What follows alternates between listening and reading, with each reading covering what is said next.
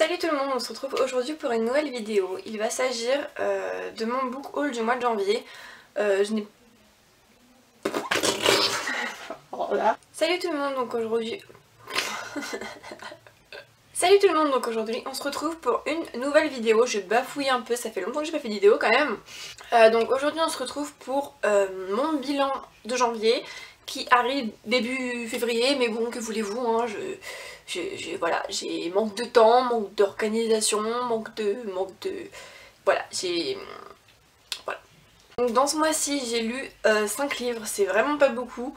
Mais vraiment pas beaucoup quoi. Ok, je dis n'importe quoi, ça va pas le faire, mais alors pas du tout. Donc on va commencer tout de suite parce que sinon je vais m'emmeubler. Voilà.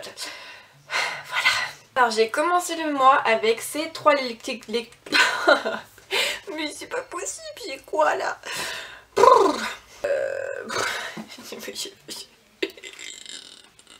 Donc dans la première début... Mais pourquoi j'aime pas parler, c'est pas possible. Donc dans le début du mois, j'ai lu Le Pays des Contes, le tome 1, Le Sortilège perdu de Chris Colfer, paru chez Michel Lafon. J'ai adoré ce livre, c'était juste un moment magique, j'avais vraiment l'impression de voyager avec eux à travers ce monde et je me suis tellement attachée aux personnages, ils sont tellement drôles. Connor il est vraiment mais à mourir de rire, mais franchement à chaque fois qu'il parlait j'avais envie de rigoler, c'était énorme. Comparé à sa sœur qui est toute calme et toute sérieuse, son frère c'est complètement l'opposé et j'ai vraiment adoré ces deux personnages parce que je trouve qu'ils se complètent quand même pas mal, même s'ils se ressemblent pas, ils se complètent, voilà.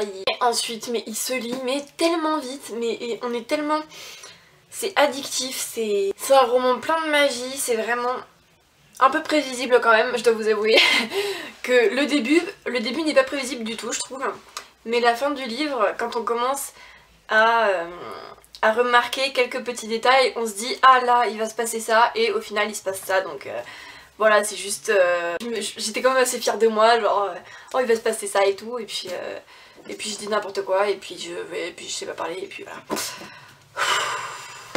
Donc pour vous dire que j'ai adoré ce livre, à part dire que j'ai adoré ce livre, bah je sais pas quoi vous dire en fait, parce que quand on a aimé des livres, c'est là qu'on en parle le moins quoi, mais je vous le conseille mais à 100%.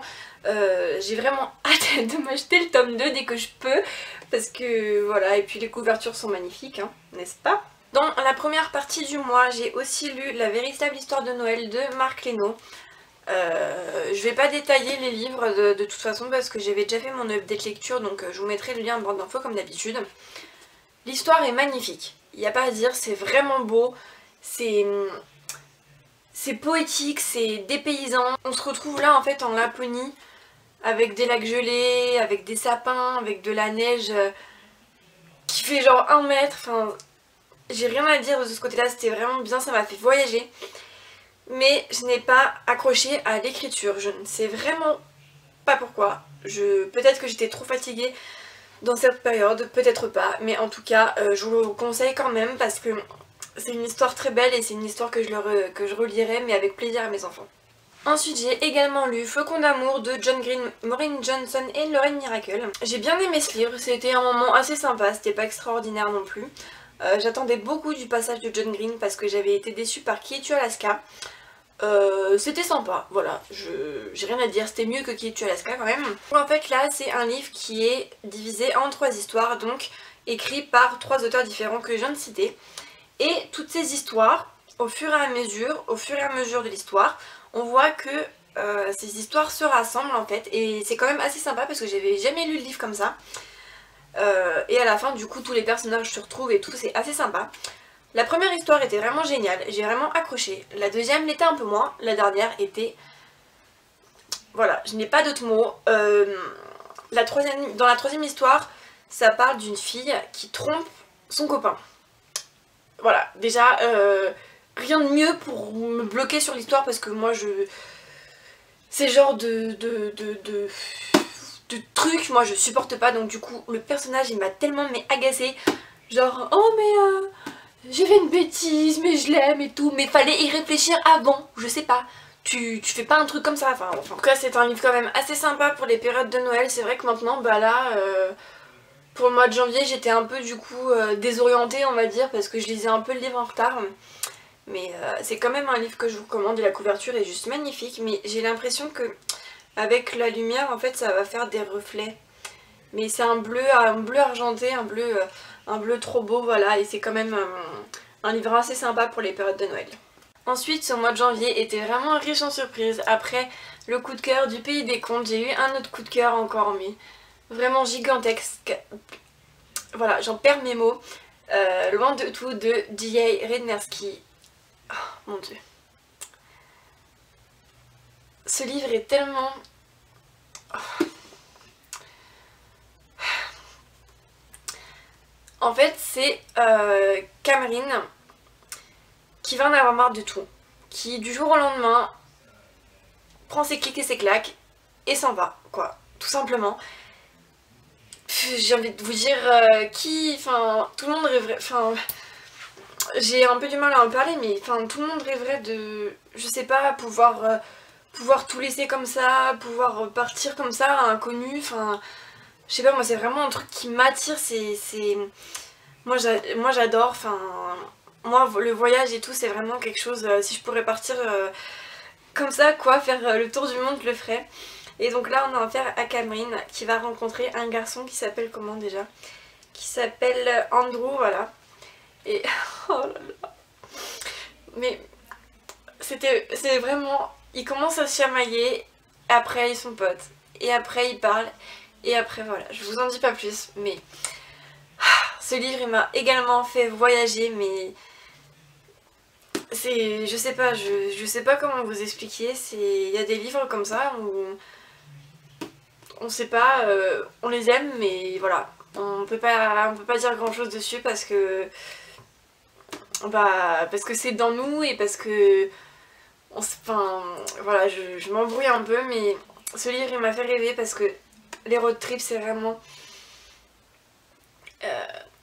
les voyages que j'adore. C'est pas comme si on prenait l'avion d'un point à un autre, on loupe tout le paysage, alors que quand on est dans une voiture ou quand on est dans un bus ou n'importe, même en bus, on voit tout le paysage et on profite et c'est vraiment magique. Je sais pas ce que vous en pensez, mais moi c'est un vrai coup de cœur et voilà, voilà. Ensuite, j'ai également lu Au bord de la tombe, chasse de Dolmy, qui est le tome 1 de Janine Frost. Alors, ce livre, ma copine Clara me disait « Faut que tu le lises et tout ».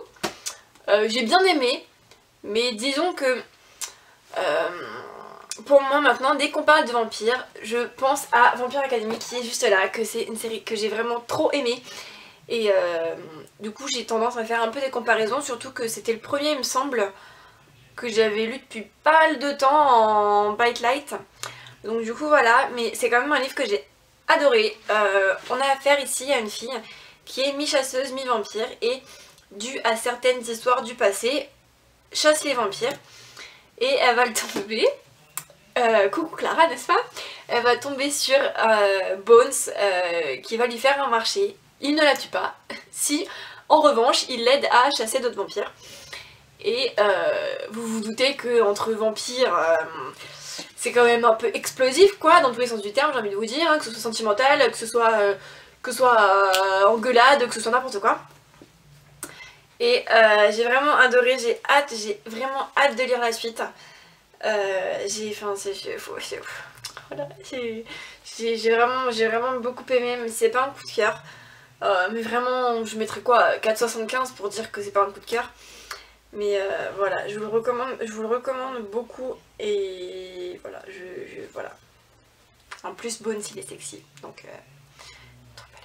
Je me rends vraiment compte que je ne sais pas parler dans cette vidéo, c'est un truc de ouf, je trouve pas mes mots, je sais pas, je sais pas, voilà. Et enfin, là, j'ai commencé à lire un livre qui est au final un abandon parce que disons que je n'étais pas dans mon assiette en ce moment et ce livre, à ce qui paraît, il est tellement magnifique, on se prend tellement une grande baffe que je n'avais tout simplement pas envie de gâcher une merveille pareille à me forcer à le lire alors que c'est un livre triste et que bah, j'ai pas envie d'être triste en ce moment, donc j'ai changé de lecture tout simplement. Il s'agit de Nos faces cachées de Amy Herman. Le peu que j'ai lu quoi, 80 pages. Au bout de 20 pages j'étais déjà en train de pleurer. Pour vous dire à quel point ce livre est quand même fort quoi, au bout de 20 pages nous faire pleurer c'est quand même c'est pas rien. Le peu que j'ai lu c'était superbe, j'ai rien à dire. Mais du coup je l'ai pas vu en entier, bah je vous ferai le... Bah, je vous dirai mon avis le mois prochain, mais voilà. Je le relirai quand ça ira un peu mieux. Et comme ça, je pourrais vraiment l'adorer et le lire et voilà. Tout ça à sa juste valeur. Donc voilà, ce sera tout pour cette vidéo. J'espère qu'elle vous a plu. Désolée, j'ai vraiment bafouillé. Ça faisait quand même pas mal de temps que je n'avais pas fait de vidéo comme ça, quoi. Oui, ça date de mon update lecture d'ailleurs. Faut peut-être que... Ah non, des cadeaux de Noël. Enfin bref, je sais pas si vous avez remarqué aussi mais j'ai de la luminosité. Bon c'est pas celle qui va rester pour le moment parce que là en plus elle m'éclaire les yeux un max. Et en plus elle me fait la peau blanche donc voilà c'est pas le top. Mais je pense que c'est quand même mieux comme ça que si on me voyait jaune clairement. Hein. Pour vous comme pour moi ça doit être plus agréable à mon avis. Donc voilà, j'espère qu'elle vous a plu et on se retrouve dans une prochaine. Bye.